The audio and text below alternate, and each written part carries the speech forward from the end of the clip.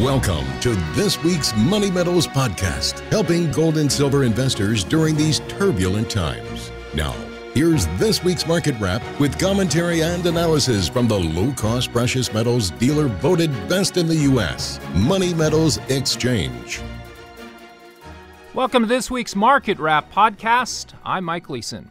Coming up, we'll hear from Axel Merk, President and Chief Investment Officer of Merk Investments and manager of the Merk Funds. Axel breaks down investor complacency, the risk of putting too much money into risk assets, and gives advice on the proper weighting of precious metals in your own portfolio. Don't miss a sensational interview with Axel Merk coming up after this week's market update. Precious metals markets saw a bit of a relief rally this week off deeply depressed sentiment. The silver futures markets entered trading Monday with a record high in non-commercial speculative short positions. That's often a contrarian indicator which suggests bearish sentiment has gotten excessive. The extreme silver short position doesn't necessarily mean a major bottom in silver prices is in, but it does indicate that a rally of at least some significance is likely to unfold soon. In a bullish scenario, the rally could turn into a massive price spike fueled by traders covering their short positions. Last week's technical breakdown may have generated maximum pessimism in the silver market. That is usually followed by capitulation and short covering. We're already seeing some of that today with gold and silver rallying on news of lower than expected readings on retail sales, consumer sentiment, and consumer price inflation. Markets may be thinking the Fed will have trouble hiking interest rates anymore this year. Silver is now posting a weekly gain of 2% to bring spot prices to $16.01 an ounce. Gold prices are up 1.2% this week to trade at $1,228. Platinum comes in at $920, higher by 0.9%, while palladium is higher by an impressive 1.9% this week and now trades at $861 per ounce. Palladium is now within striking distance of trading at a 1-to-1 ratio with platinum. That hasn't happened since 2001. Palladium still has the positive momentum, but platinum looks increasingly attractive as a long-term value opportunity. Well, speaking of value, many investors are worried about lofty valuations in the stock market and whether the Federal Reserve will trigger a correction or possibly even a crash if it attempts to reverse quantitative easing. On Wednesday, Fed Chair Janet Yellen testified before Congress and tried to downplay the risks of reducing monetary stimulus. Her remarks were received by markets as somewhat dovish on interest rates, with odds now favoring just one more hike this year. Also noteworthy was an exchange with Republican Congressman Bill Posey over auditing the Federal Reserve. Fed Chair Yellen actually suggested that FOMC officials need to be able to formulate policy secretly inside a safe place. Can you give me an example that would justify the lack of transparency? Well, we don't have a lack of transparency. You do. If you can't audit it, that's a lack of transparency. So I regard the Federal Reserve as one of the most transparent central banks in the world. That's a statement. What do you fear about the audit? Give me a real-time example. So I think the FOMC needs a space in which it can have honest conversations. So you're telling me we shouldn't be transparent for the fear of being second-guessed or somebody criticizing you because they thought you were wrong? An audit the Fed bill delivered to President Donald Trump's desk would be a major victory for sound money advocates. Unfortunately, the GOP Senate is moving forward on legislation at a glacial pace. Senate leaders have postponed the summer recess in an attempt to finally bring a health care bill of some kind to a vote. More seems to be getting done legislatively at the state level. States including Arizona and Idaho have moved forward with bills to remove income taxation from precious metals. And late last month, Louisiana Governor John Bel Edwards signed a bill to eliminate sales tax on precious metals. Louisiana has now joined 26 other states that do not levy sales tax on precious metals at all. 8 others include at least a partial exemption on levying sales taxes on precious metals purchases. It's worth noting that Louisiana's governor is a Democrat. Bipartisan support for sound money reform is possible to achieve in some cases. Goals such as greater transparency at the Federal Reserve shouldn't be thought of as partisan issues. Auditing and reforming the Fed and letting gold and silver compete freely with fiat dollars are really populist issues. Sound money is all about taking power away from banking elites and giving it back to the people. Unfortunately, most Capitol Hill Democrats are more interested in falling into line to oppose Republicans and avoid shaking up the system. They like having one of their own, an Obama appointee Janet Yellen, still heading up the Fed, and they aren't about to give the Republican-controlled Congress more say over monetary policy. Maybe they'll feel differently about auditing the Federal Reserve if President Trump replaces Yellen with a Republican next year. Well, now, without further delay, let's get right to this week's exclusive interview.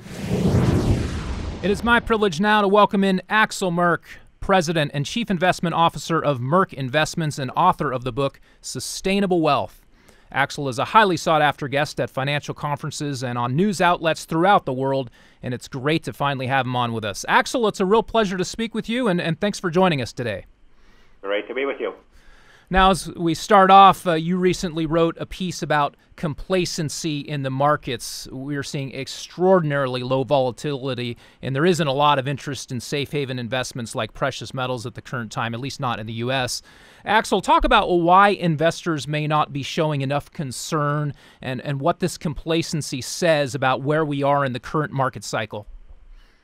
Yes, sure, and I'll be glad to also link it to why it is that in that environment precious metals are not quite as much in favor.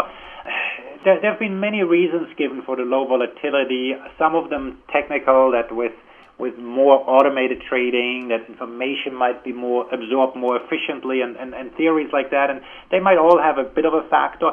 The main driver in my analysis is the QE programs of central banks. When central banks print money, so-called risk premia are compressed, meaning junk bonds don't yield much versus treasuries. That means peripheral Eurozone debt doesn't trade at much of a premium versus German bonds. That also means that volatility in the equity markets is low. And when volatility is low, valuations are higher. If you think about it, the way you historically value a stock is through discounting future profits, future cash flows. And so when that discounting is done at a lower rate, then the valuations are higher. So low volatility means high valuations. And at the same time, of course, as you pointed out, precious metals have not been exactly in huge demand in that sort of environment. And that is because, hey, future cash flows are safe. Now, if volatility goes up, then suddenly you got headwinds to those future cash flows. And an advantage to having gold that has no cash flow is that the discounting doesn't change.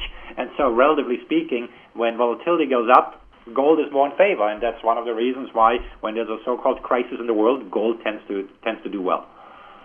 Furthering the point now about how the market may be underpricing risk, let's talk about what might prompt the next big round of selling on Wall Street. We have the Fed hiking rates and talking about how they're going to start to unwind the quantitative easing measures that the markets have become so accustomed to. And eventually you've got to think the stock markets will respond to that.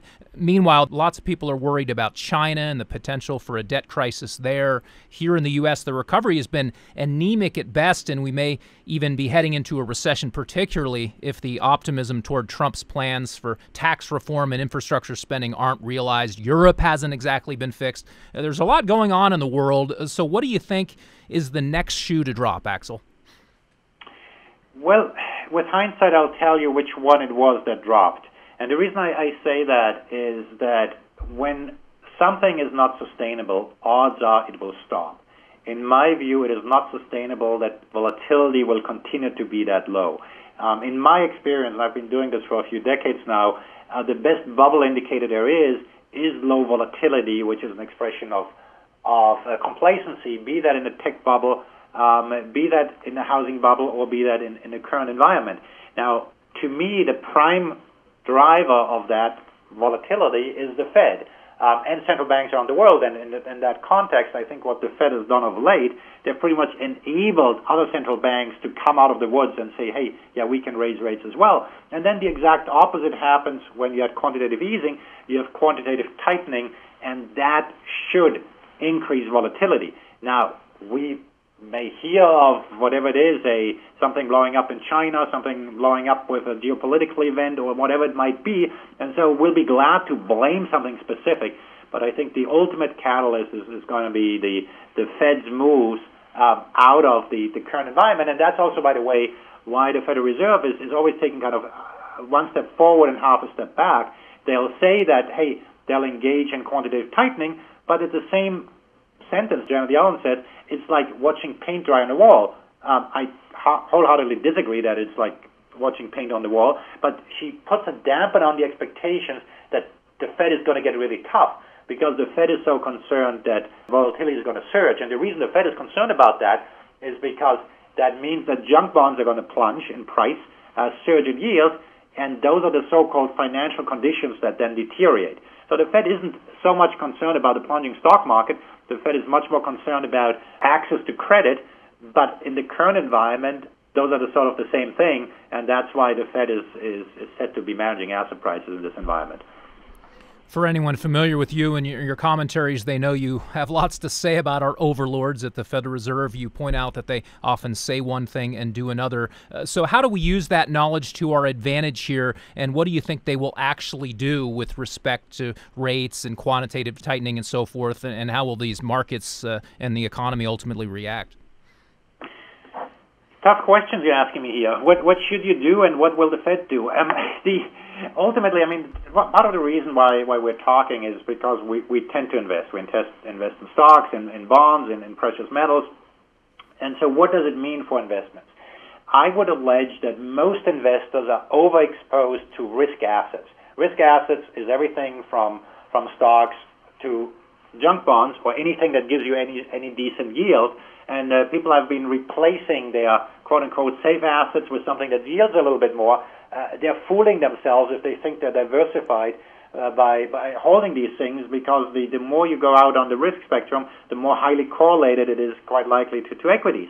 Equities have been going up. What you should do is things go up, you should rebalance, but you don't know what to rebalance to. And so many people have been just hoping for the best, and it's been working for them. Some people say, for example, in the bottom of 2008, you should have doubled down. Well, you can only do that if you put chips off the table so that you have something to invest if and when the markets do plunge. But if you lost half of your net worth, or are going to lose half of your net worth in the next plunge in the markets, I think it is completely irresponsible then to suggest you should double down, because you cannot afford to risk quite as much.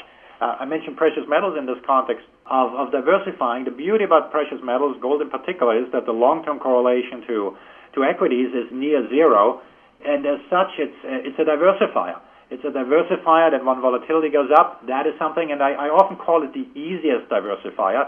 As those of you who have held precious metals for a long time know, it doesn't always move against equities, but if you want to do a perfect diversifier, you've got to go to some pretty exotic strategies, long-short strategies, that by design have a zero correlation to equities, and that's probably beyond the realm of most investors. Now, you asked me the second part of the question of what the Fed will do. The Fed doesn't know what it will do. They made this big announcement about quantitative tightening. They don't call it such. They say they want to reduce the size of the balance sheet by not reinvesting securities, but they don't tell us where exactly they're going to go to, because they don't know. They tell us it's like watching paint dry, which it isn't. And I say that because in Europe, they are printing as much or a little more than they expect to be tightening in the U.S., and they tell you it's a big deal. So one or the other is wrong about it. Basically, they will continue to hike rates and reduce the balance sheet if the market allows them to do it. That's my view anyway.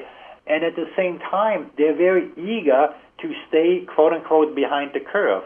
A key reason why the markets have been holding up is because the Fed has been so extremely reluctant. And so we talk about hiking rates, but that's on a nominal basis. I would allege that on a real basis, there hasn't been any significant tightening, because the Fed doesn't want to undo all the quote-unquote good that the Fed thinks they have done in recent years.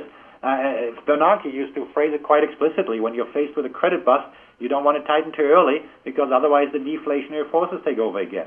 Now they think they're over that hump, but still they're extremely reluctant, and it's one of the reasons why asset prices to continue to run away.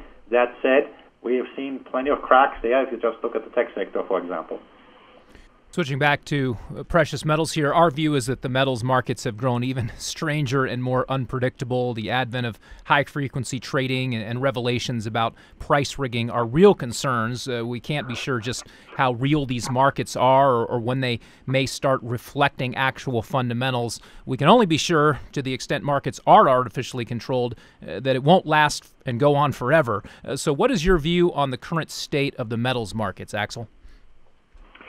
Well, when markets are mispriced, you have an opportunity to buy or sell, to express your opinion. And all markets are in some ways manipulated, and I'm not necessarily talking about some bad guy sitting on a corner trying to pull the strings. It's really the dynamics of the system that are pushing and pulling in a certain direction. Markets always reflect the future expectations of what's going to happen. That doesn't mean in the future they'll reflect the state then, but in the future they'll again reflect the future expectation. And that's one of the reasons why, of course, investing is so frustrating. Investing ought to be frustrating. When they're not, when prices go up and up and up, that is when you should get concerned. And so it's one of the reasons why in the precious metals markets, when things move around, I actually prefer that in some ways over the S&P that goes up and up and up. For in the short term, you might look like a genius, but at the end of the day, I think you might look much smarter if you have your own view. The thing about these markets that are volatile, and gold has been volatile, it shakes out the weak players. And so that means that if you don't have a conviction of what you want and why you want it, you're going to change your mind. You're going to flip-flop, and you're almost certain to lose money. Think about the equity markets. It's been ingrained now that you've got to buy the dips and buy the dips and buy the dips ever again. That, in my experience, is not a long-term successful strategy when everybody does it. And there's going to be a lot of crying happening in those markets if and when those markets show an extended period of volatility. A week or two or even a month is not going to do it, but an extended period of volatility is going to cause quite some carnage in some of those markets. Speaking of that conviction when it comes to precious metals, you've been a precious metals guy for many years, and as we begin to close here, I'd love it if you were to share some more of the reasons why you own gold, why you recommend gold, and ultimately why you think it's important for people to have precious metals and exposure to that sector. Throughout my career, I've always looked at ways to diversify portfolios. In the early 90s, I invested in tech stocks and diversified to other industries. Then in the later part of the 90s, as the tech stocks went higher, I became more of a global investor. Around 2000, we moved more towards cash, international cash, and then precious metals management. And then we got quite a name, what we do in the currency space. And it's not that we love currencies so much, but currencies, for example, is a way that you can, again, get diversification in a portfolio. You can take on currency risk if you're concerned about the dollar without taking on interest rate or credit risk or equity risk, for example. And precious metals is similarly is a way that you can diversify a portfolio. I mentioned the low correlation. And the other one is, of course, you want to have, aside from low correlation, you want to have a positive return expectation. And the funny thing about gold is that historically, if you take longer-term horizons, it's got a very respectable performance. It's just that always, why the heck do you want to own this brick when it doesn't generate any income, but it costs you to hold it? And, of course, the answer may well be that maybe the alternative cash isn't so great, and that's why gold isn't such a bad diversifier. And so if you look now in the market where, quote-unquote, everything is expensive, the question is where you want to be. I happen to think a traditional diversification model doesn't work. A couple of years ago, I was quoted that you need to have at least 20% in alternatives. I happen to think now that 20% is way too low, and it doesn't need to be all in gold, of course, but you want to have something that's not correlated. Cash, by the way, is not such a bad idea either, to accumulate cash as equity prices continue to move higher. The question is how much gold one should hold. As you're probably aware, I cannot give specific investment advice as I'm highly regulated in what I say. But one thing I sometimes say is you should not hold more of anything than you can sleep with at night. And I don't mean that you should how much sleep with a brick of gold under your pillow, but if you cannot stomach the volatility of what you're owning, then you own too much of it. Beyond that, it's of course up to anybody else. We can talk about mining. You're taking on significantly more risk. The reason I like gold is because compared to many other things in the precious metal space, the gold is less risky and serves the diversification purpose quite well. Well, thanks for the fantastic insights, Axel. It was great to finally get you on, and we really appreciate your time. Now, before we let you go, I would like you to tell listeners a little bit more about your firm and your services, and then also how they can follow you more. Yeah, sure. Follow me on Twitter. That's really the best way you can stay in touch. My Twitter handle is my name, Axel Merk, A-X-E-L, M-E-R-K. Come to our website, merkinvestments.com, merkinvestments.com. We have a newsletter there, a free newsletter where we talk about macro issues. We have a couple of investment funds, including a gold fund, provide a couple of other services, so browse around on the website. But if it's just one thing you're going to do, then look me up on Twitter so that we can stay in touch, because there you can get the most instantaneous interpretation of the news. So don't just follow me, but follow folks that say interesting things and build your own news channel with that. And that's one of the best ways these days, I believe, to stay on top of what's happening, not to watch CNBC or some of the other programs. News is breaking on Twitter these days, and so have me on that list, and I look forward to meeting you there. Well, great stuff. Thanks again, Axel. I hope we can do it again in the future, and have a great weekend. Really enjoyed speaking with you. Take care. My pleasure. Have a good one. Well, that will do it for this week. Thanks again to Axel Merk, President and Chief Investment Officer of Merk Investments, manager of the Merk Funds. For more information, be sure to check out merkinvestments.com. And check back here next Friday for our next weekly Market Wrap podcast. Until then, this has been Mike Gleason with Money Metals Exchange. Thanks for listening, and have a great weekend, everybody. Thank you for joining us for this week's Money Metals podcast. Be sure to come back next week. And don't forget to subscribe to our podcast through iTunes for answers to all of your questions, or to discreetly and securely buy or sell gold or silver coins, bars, and rounds. Call 1-800-800-1865 or visit www.moneymetals.com. Our knowledgeable and no-pressure specialists are standing by between 7 a.m. and 5:30 p.m. Mountain Time, Monday through Friday. Or you can lock in your order online 24 hours a day, 7 days a week. Again, visit us at www.moneymetals.com or call 1-800-800-1865.